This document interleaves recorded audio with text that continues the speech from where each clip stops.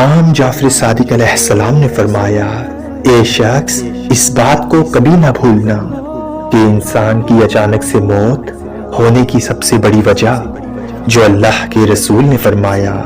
کہ انسان کی اچانک سے موت خون کی خرابی کی وجہ سے ہوتی ہے، اور اکثر خون کی خرابی زیادہ گوشت کھانے سے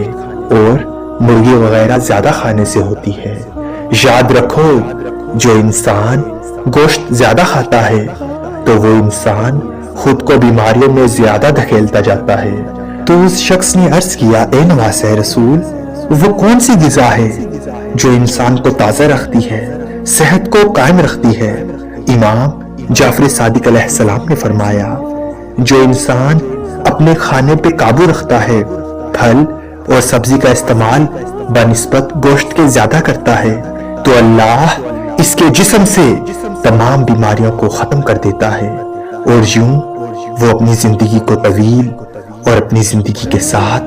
صحت کو پاتا ہے۔